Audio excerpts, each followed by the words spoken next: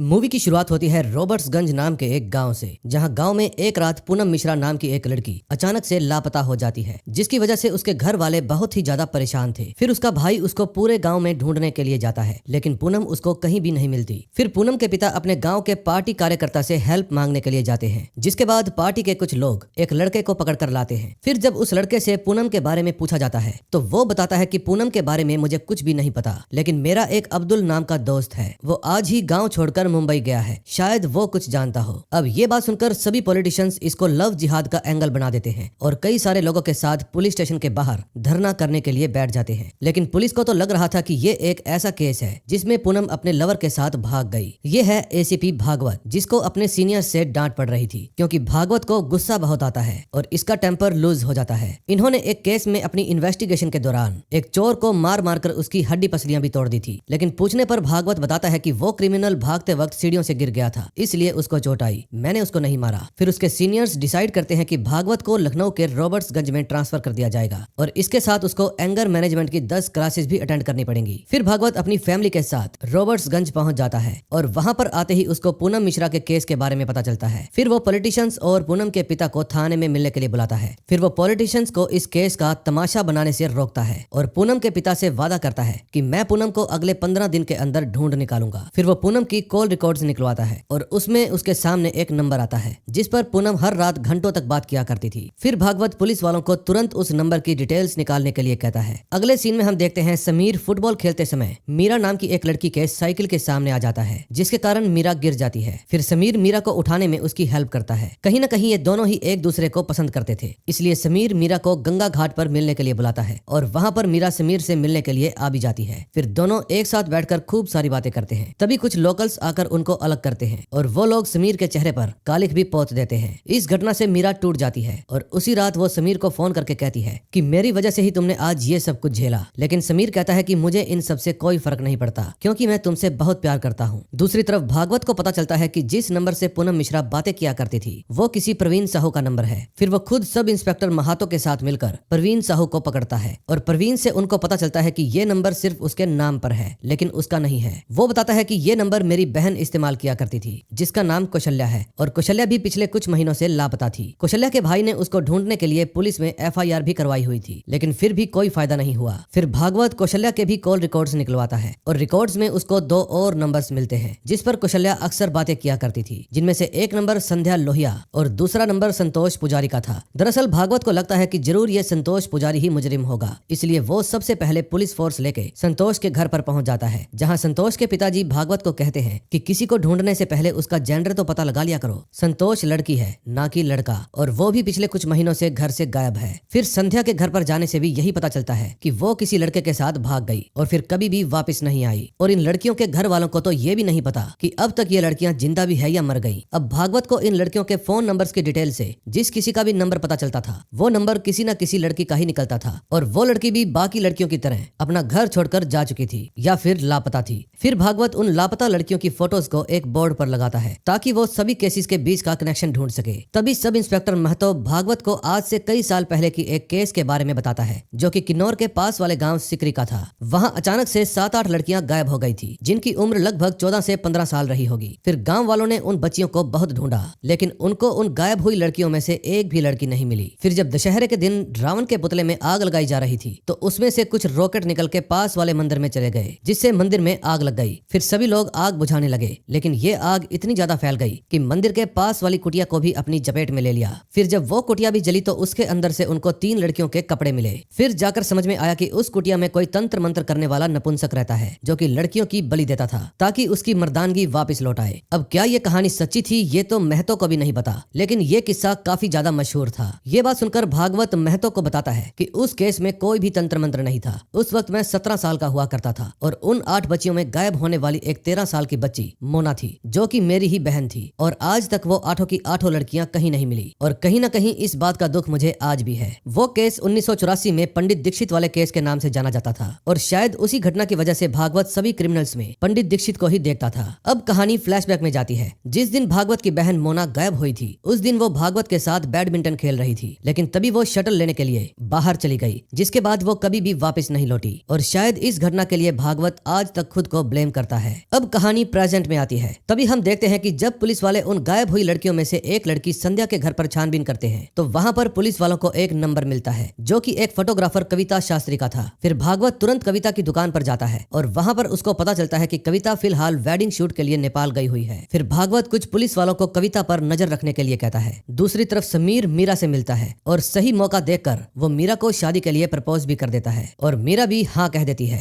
लेकिन इन दोनों को ही पता था कि मीरा के घर वाले कभी भी इस शादी के लिए मानेंगे नहीं। फिर समीर कहता है कि जब हम दोनों ही एक दूसरे से प्यार करते हैं तो हम कोई क्राइम तो कर नहीं रहे, इसलिए क्यों ना हम घर से भागकर शादी कर लें। ये बात सुनकर मीरा थोड़ी घबरा जाती है, लेकिन कहीं ना कहीं वो समीर के साथ भागने के लिए तैयार भी थी। दूसरी तरफ भागवत फोटोग्राफर कविता शास्त्री से मिलता है क्योंकि अब तक कविता नेपाल से लौट आई थी। कविता का नंबर एक मिसिंग लड़की संध्या के घर से मिला था। फिर जब भागवत उसके फोन में संध्या का नंबर डायल करता है तो उसके फोन में ये नंबर सूरज जायसवाल के नाम से सेव किया हुआ था। दरअसल कुछ साल पहले एक सूरज नाम का बंदा कविता के स्टूडियो पर कुछ फोटोज निकलवाने के लिए आया था और तभी उसकी कविता से दोस्ती हो गई थी। लेकिन फिर सूरज कविता के पीछे ही पड़ गया और उसके घर तक भी पहुंच गया, इसलिए कविता ने सूरज से दूरी बना ली और फिर धीरे धीरे कविता ने उससे बातें करना भी छोड़ दिया। कविता को उसके बारे में बस इतना ही पता था कि वो कुछ बच्चों को पढ़ाने का काम करता है। फिर कविता भागवत को वो सब फोटो दिखाती है जिसको निकलवाने के लिए सूरज आया था, लेकिन वो कभी उन फोटोज को वापस लेने ही नहीं आया। उन फोटोज में से एक फोटो किसी स्कूटर की थी। दूसरी तरफ भागवत और महतो उन गायब हुई लड़कियों के फोन को भी ट्रैक कर रहे थे ताकि अगर कहीं भी फोन ऑन हो जाए तो उनकी लोकेशन पता चल जाए, लेकिन फिलहाल उन सभी लड़कियों के फोन स्विच ऑफ थे। दूसरी तरफ मीरा समीर की बातों में आकर घर से गहने और कुछ पैसे लेकर समीर के साथ भाग जाती है और किसी दूसरे शहर में पहुंच जाती है। वहां जाकर वे दोनों देवलोक नाम के एक होटल में रुकते हैं जहां समीर मीरा के साथ इंटीमेट होता है। दूसरी तरफ भागवत को महतो का फोन आता है और महतो बताता है कि ट्रैक किए जा रहे फोन में से एक फोन कुछ 20 सेकंड के लिए ऑन हुआ था। फिर पुलिस वाले एक विकी नाम के लड़के को उठाते हैं जिसने अपना सिम उस फोन के अंदर डाला था। फिर पूछने पर विकी बताता है कि ये फोन मेरा नहीं है बल्कि मेरे दोस्त राहुल का है। फिर पुलिस वाले राहुल को भी उठा लेते हैं और उन दोनों दोस्तों की इंटेरोगेशन चालू कर देते हैं, लेकिन ये दोनों ही दोस्त सेम स्टोरी बताते हैं कि हमारी किसी स्कूटर वाले के साथ टक्कर हो गई थी जिस वजह से हमारी उसके साथ हाथापाई हो गई और हाथापाई में उस स्कूटर वाले का फोन नीचे गिर गया और हमने उस फोन को चुरा लिया। तब से हम लोग ये फोन ऑफ ही रखते हैं, लेकिन कल कुछ सेकंड के लिए हमने ये फोन ऑन किया था और इतने में ही फोन ट्रैक हो गया। तभी भागवत को याद आता है कि कविता के दिखाए हुए फोटोज में एक स्कूटर की भी फोटो थी। फिर भागवत विकी और राहुल को उसी स्कूटर की फोटो दिखाता है और वो दोनों बताते हैं कि ये वही स्कूटर है जिसके मालिक के साथ कुछ दिन पहले हमारी लड़ाई हुई थी। फिर पुलिस वाले इस स्कूटर की डिटेल्स निकलवाते हैं जो कि किसी राजकुमार सिरतिया नाम के बंदे का था। फिर भागवत तुरंत राजकुमार की फोटो निकलवाता है और कविता से पूछता है कि क्या ये वही आदमी है जो सूरज बनकर तुम्हारे पास आया था। कविता कहती है हाँ ये वही सूरज है। दोस्तों ये लोग जिसको सूरज समझ रहे हैं दरअसल यही समीर है, यानी कि समीर ही असल में सभी लड़कियों को गायब कर रहा है और उसका असली नाम राजकुमार है जो अलग अलग नाम से अलग अलग लड़कियों को अपनी जाल में फंसाता है और फिर उनको जान से मार देता है। अगले सीन में हम देखते हैं राजकुमार अपनी पत्नी सुमित्रा से मिलने के लिए आता है। अब तक भागवत और उसकी पुलिस टीम ने भी राजकुमार के बारे में सब कुछ पता लगा लिया था कि वो एक टीचर है और उसकी अब तक 2 शादियां हो चुकी है। उसकी पहली पत्नी रीवा में रहती है और दूसरी पत्नी भदोई में, लेकिन राजकुमार अक्सर अपनी दूसरी पत्नी सुमित्रा के साथ रहता है। पता करने के बाद ये भी मालूम चलता है कि उसके खिलाफ रीवा और भदोई में कोई भी केस दर्ज नहीं है और राजकुमार के पड़ोसी उसे एक अच्छा इंसान मानते हैं। कमाल की बात तो ये थी कि इन दोनों ही जगह से कोई भी लड़की गायब नहीं हुई, यानी कि वो ये सब काम शहर के बाहर जाकर करता है जहाँ पर राजकुमार रहता है। और इन्हीं कारणों की वजह से भागवत को समझ में ही नहीं आ रहा था कि वो राजकुमार को कैसे गिरफ्तार करे, क्योंकि उसके पास राजकुमार के खिलाफ कोई भी ठोस सबूत नहीं था। फिर भागवत अपने सीनियर ऑफिसर से जाकर मिलता है और पूछता है कि क्या हम राजकुमार को लड़की छेड़ने के जुर्म में गिरफ्तार कर लें, लेकिन इस जुर्म में उसको 1 दिन से ज्यादा पुलिस कस्टडी में नहीं रख सकते। इसलिए ये लोग दिवाली के दिन राजकुमार को गिरफ्तार करने के बारे में सोचते हैं, क्योंकि दिवाली पर 2 दिन की छुट्टी थी और उससे अगले दिन रविवार था, यानी कि उनको पूछताछ करने के लिए पूरे 3 दिन मिल जाएंगे। फिर भागवत अपनी टीम को लेकर बस स्टैंड पर पहुंच जाता है और यहीं पर राजकुमार कविता शास्त्री से मिलने के लिए आने वाला था। दरअसल भागवत कविता शास्त्री की हेल्प से ही राजकुमार को पकड़ने वाला था। तभी जिस समय बस स्टैंड पर कविता जूस पी रही थी उसी समय राजकुमार भी वहां पर पहुंच जाता है, लेकिन राजकुमार को कविता पर शक हो जाता है, इसलिए वो वहां से भागने की कोशिश करता है, लेकिन पुलिस वाले उसको पकड़ लेते हैं। फिर वो उसको तुरंत पुलिस स्टेशन में लेकर आते हैं और जेल में बंद कर देते हैं। भागवत को पता था कि राजकुमार को कितना भी मार पीट लिया जाए ये अपना मुंह नहीं खोलने वाला, इसलिए वो राजकुमार को खाने पीने का सामान नहीं देता और ना ही उसको 3 दिनों तक सोने दिया जाता है। तभी कुछ पुलिस वाले राजकुमार की दूसरी पत्नी सुमित्रा के घर पर जाते हैं और वहां से उनको बहुत सारा सोना भी मिलता है, जिसमें से एक कान का झुमका भी था जो कि पूनम के कान के झुमके से मैच हो जाता है। यानी कि राजकुमार ने आज तक जितनी भी लड़कियों को अपना शिकार बनाया था उनके गहने और पैसे राजकुमार अपने ही पास रख लिया करता था। फिर भागवत सारे गहनों की ड्राइंग राजकुमार को दिखाता है, लेकिन राजकुमार इन सब गहनों के बारे में कुछ भी नहीं बताता। फिर अगले दिन राजकुमार की दोनों पत्नियों को पूछताछ के लिए पुलिस स्टेशन में बुलाया जाता है। भागवत सुमित्रा को बताता है कि ये राजकुमार की दूसरी पत्नी है और हिंदू धर्म में दूसरी शादी की मान्यता नहीं है। फिर सुमित्रा कहती है कि ये सभी गहने मेरे हैं और मुझे ये सब वापस चाहिए। मुझे राजकुमार से कोई मतलब नहीं और इन सब कामों में मैंने उसका साथ नहीं दिया। फिर जब वो दोनों पुलिस स्टेशन से बाहर जा रही थी तो राजकुमार सुमित्रा को देखकर परेशान हो जाता है, क्योंकि उसको पता चल गया था कि अब सुमित्रा जानती है कि वो मेरी दूसरी पत्नी है। इसलिए उसको डर था कि सुमित्रा उसको छोड़कर चली जाएगी। राजकुमार अपनी पहली पत्नी से ज्यादा अपनी दूसरी पत्नी से प्यार किया करता था। फिर भागवत राजकुमार से फिर से इंटेरोगेशन शुरू करता है और पूछता है कि पूनम मिश्रा कहाँ पर है, क्योंकि उसके जेवर सुमित्रा के घर से मिले हैं। फिर भागवत कहता है कि मुझे तो लगता है कि तुम और तुम्हारी पत्नी सुमित्रा दोनों ही मिलकर लड़कियों की तस्करी करते हो। फिर राजकुमार बताता है कि सुमित्रा का इसमें कोई भी हाथ नहीं है, लेकिन भागवत राजकुमार को अंदर से तोड़ने के लिए कहता है कि सुमित्रा को पता चल गया है कि वो तुम्हारी दूसरी पत्नी है और अब उसको सिर्फ अपने गहनों से ही मतलब है। ये बात सुनकर राजकुमार बहुत ज्यादा दुखी हो जाता है, क्योंकि वो सुमित्रा से बहुत प्यार किया करता था। फिर नेक्स्ट डे सुमित्रा को वापस पुलिस स्टेशन में बुलाया जाता है और उसको टॉर्चर भी किया जाता है, जिसके बाद सुमित्रा अपना बयान देती है कि वो राजकुमार के साथ मिलकर लड़कियों की तस्करी करती है। फिर राजकुमार सुमित्रा के ऊपर हो रहे टॉर्चर को देखकर परेशान हो जाता है। तभी भागवत एक बार फिर से राजकुमार के पास पूछताछ करने के लिए आता है और बताता है कि सुमित्रा ने कबूल कर लिया है कि वो तुम्हारे साथ मिलकर लड़कियों की तस्करी करती थी। ये बात सुनकर राजकुमार भी अपनी उम्मीद छोड़ देता है, इसलिए वो भी अब सब कुछ सच सच बताने लगता है और कहता है कि मैं पूनम मिश्रा को जानता था। पूनम की शादी नहीं हो रही थी, इसलिए मैंने उससे हंसकर बातें क्या की, वो मेरे चक्कर में पड़ गई। फिर मैंने धीरे धीरे उसको बाकी लड़कियों की तरह अपने जाल में फंसा लिया और कुछ दिनों बाद मैंने पूनम को कहा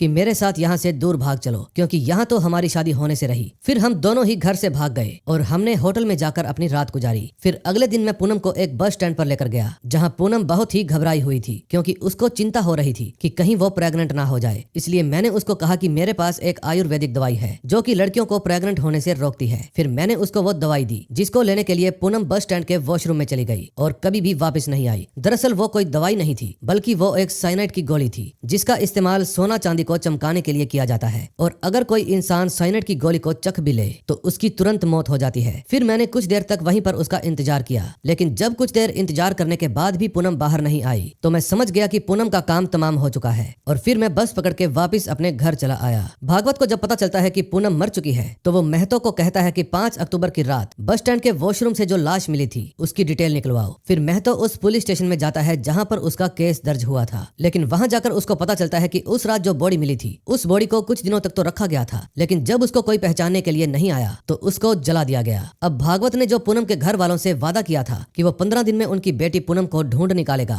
वो वादा अधूरा ही रह गया। फिर भागवत ये खबर पूनम के घर वालों को बताता है, जो कि ये खबर सुनकर बहुत ही ज्यादा दुखी हो जाते हैं। फिर जब भागवत अपनी टीम के साथ राजकुमार को लेकर पुलिस स्टेशन जाने लगता है तो रास्ते में वो सभी एक ढाबे पर रुकते हैं। फिर भागवत राजकुमार से वो सब कुछ शुरुआत से बताने के लिए कहता है। फिर राजकुमार उनको उन सब लड़कियों के नाम बताने लगता है जिसके साथ उसने यही सब कुछ किया था। राजकुमार हर एक लड़की से पहले प्यार करने का नाटक करता था, फिर बाद में उनका इस्तेमाल करके उन्हें साइनाइड की गोली देकर मार दिया करता था और मीरा के साथ भी उसने ऐसा ही किया। फिर उन सभी लड़कियों के नाम सुनकर उसको पता चलता है कि राजकुमार ने पूरी 19 लड़कियों की जान ली है। फिर ये सब सुनने के बाद भागवत राजकुमार को कहता है कि तुम इस धरती पर इंसान के रूप में राक्षस पैदा हुए हो। फिर अगले दिन उसको कोर्ट में पेश किया जाता है, जहां वो भागवत को कहता है कि बाज की उम्र लगभग 60 साल की होती है, लेकिन जब बाज 35 साल का होता है तो उसके पंख कमजोर पड़ जाते हैं। ऐसे में बाज पत्थर से टकरा टकरा कर अपने पंख तोड़ देता है ताकि उसके नए और ताकतवर पंख वापस आ जाएं। और ये सब होने में लगभग 1 महीने का समय लगता है और इसी 1 महीने में बाज डर कर रहता है ताकि कोई भी उसका शिकार ना कर ले। लेकिन नए पंख आने के बाद बाज फिर से आसमान में उड़ता है एक शिकारी की तरह। और अभी मेरा भी वही महीना चल रहा है, लेकिन मैं एक बार फिर से आजाद हो जाऊंगा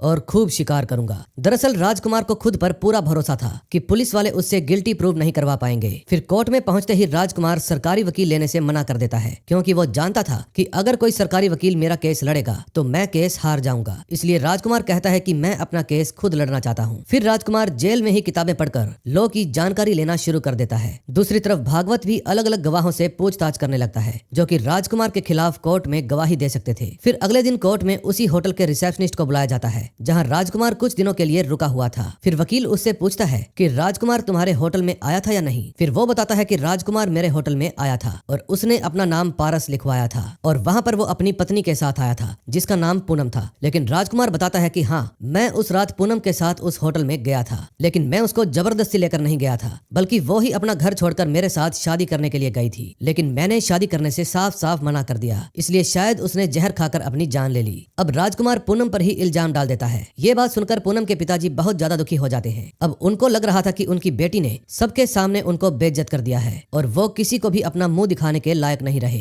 अब अगले दिन फिर से कोर्ट में पेशी होती है। राजकुमार उसी डॉक्टर को कटघरे में बुलाता है जिसने पूनम का पोस्टमार्टम किया था। डॉक्टर बताता है कि उसके शरीर पर कोई भी घाव या मारपीट के निशान नहीं थे और इससे ये पता चलता है कि पूनम के साथ जबरदस्ती नहीं की गई। डॉक्टर ये भी बताते हैं कि बस स्टैंड पर जो बाथरूम था वो अंदर से लॉक किया गया था और जब बाथरूम खोला गया तो पूनम की लाश पूरी तरह से सड़ चुकी थी। इसका मतलब ये हो सकता है कि पूनम ने खुद को खत्म किया है। ये बात सुनकर जज साहब पुलिस को कुछ और दिनों का समय देते हैं ताकि वो राजकुमार के खिलाफ पुख्ता सबूत इकट्ठा कर सके। फिर वकील साहब भागवत को बताते हैं कि साइनाइड किसी भी दुकान पर आसानी से नहीं मिलता। राजकुमार को साइनाइड कहाँ से मिलता था, जल्दी से इसका पता करो। फिर भागवत तुरंत पुलिस स्टेशन में आता है और राजकुमार के पास से मिला हुआ साइनाइड देखता है जो कि एक परफ्यूम की बोतल से मिला था। फिर भागवत उसी परफ्यूम की दुकान पर पहुंच जाता है। तभी पूछने पर शॉप ओनर बताता है कि जेवर का बिजनेस मेरे पिताजी खालिद करते हैं। फिर भागवत खालिद को पकड़ता है और पूछता है कि तुम राजकुमार को जानते हो या नहीं। फिर खालिद बताता है कि राजकुमार और मैं कुछ सालों पहले एक साथ जेल में मिले थे और फिर बाहर आकर राजकुमार भी जेवर का काम सीखने लग गया और फिर वो हर 2-3 महीने के बाद साइनाइड खरीदने के लिए मेरे पास आने लगा। फिर खालिद कोर्ट में भी यही बात सभी को बता देता है। फिर राजकुमार खालिद से पूछता है कि क्या तुम्हारे पास कोई पर्ची है या फिर कोई सबूत कि मैंने ही तुमसे साइनाइड खरीदा था। और साइनाइड बेचने वाले के पास लाइसेंस होता है और अगर तुम्हारे पास लाइसेंस नहीं है तो तुमने मुझे साइनाइड कैसे बेचा, तुम जानते हो ना ये एक कानूनन जुर्म है। अब राजकुमार उल्टा खालिद के ऊपर ही इल्जाम थोपने लग जाता है कि तुमने ही साइनाइड का इस्तेमाल करके उन सभी लड़कियों को मारा है। ये बात सुनकर खालिद घबरा जाता है और फिर वो अपना बयान बदलते हुए कहता है कि मैंने राजकुमार को साइनाइड नहीं बेचा, पुलिस वालों ने ही मुझे झूठा बयान देने के लिए कहा था। अब ये सब देखकर भागवत अपनी उम्मीद छोड़ देता है कि अब मैं इस कातिल को सजा कैसे दिलवा पाऊंगा, क्योंकि खालिद ही एक ऐसा आदमी था जो राजकुमार को सजा दिलवा सकता था, लेकिन उसने भी अपनी जान बचाने के लिए अपने बयान बदल दिए। फिर उसी रात को जब राजकुमार सो रहा था तो भागवत अपनी गन के साथ राजकुमार को मारने के लिए जाता है, लेकिन वो ऐसा कर नहीं पाता। तभी भागवत को याद आता है कि राजकुमार ने इंटेरोगेशन के दौरान देवलोक लॉज के बारे में बताया था। फिर भागवत देवलोक लॉज में पहुंच जाता है और वहां जाकर उसको पता चलता है कि राजकुमार यहाँ किसी मीरा नाम की लड़की के साथ आया था। फिर जब भागवत यहाँ के पुलिस स्टेशन में जाकर पूछता है तो उनको पता चलता है कि बस स्टैंड के वॉशरूम में से एक लड़की मिली थी जो कि बेहोश थी और मैंने खुद उस लड़की को हॉस्पिटल भी पहुंचाया था। ये बात सुनकर भागवत हैरान था कि साइनाइड खाने के बाद भी वो लड़की जिंदा कैसे बच गई। फिर भागवत तुरंत हॉस्पिटल में पहुंच जाता है जहां पर मीरा को एडमिट किया गया था। डॉक्टर उसको बताते हैं कि 5 अक्टूबर की रात मीरा नाम की एक लड़की को यहाँ पर भर्ती करवाया गया था और कॉन्टेक्ट करने के लिए नीलिमा का एड्रेस लिखवाया गया था। फिर भागवत तुरंत नीलिमा से मिलने के लिए चला जाता है। फिर पूछने पर नीलिमा बताती है कि मीरा 40 दिनों तक कोमा में थी और जब उसको होश आया तो वो बहुत ज्यादा घबराई हुई थी। दरअसल मीरा ने सिर्फ साइनाइड की गोली को चाट कर छोड़ दिया था, इसलिए वो सिर्फ बेहोश हुई थी और उसकी जान बच गई। लेकिन नीलिमा भागवत को मीरा से मिलने के लिए रोकती है क्योंकि पिछले साल ही उसकी शादी हुई थी और अब उसके बच्चे भी हैं। लेकिन फिर भी भागवत मीरा से मिलने के लिए जाता है और उसको राजकुमार के बारे में बताते हुए कहता है कि अब तुम ही हो जो उस राक्षस को सजा दिलवा सकती हो। लेकिन मीरा कोर्ट में गवाही देने के लिए साफ साफ इनकार कर देती है क्योंकि वो अपनी न्यू मैरिड लाइफ को बर्बाद नहीं करना चाहती थी। उसने पिछले 2 सालों से जो कुछ भी झेला है अब वो उसे और नहीं झेलना चाहती थी। फिर भागवत भी उसकी बात मान लेता है और उसको अकेले छोड़ देता है। फिर जाते जाते वो मीरा को उन सभी लड़कियों की फोटो दिखाता है जिनको राजकुमार ने अपना शिकार बनाया था।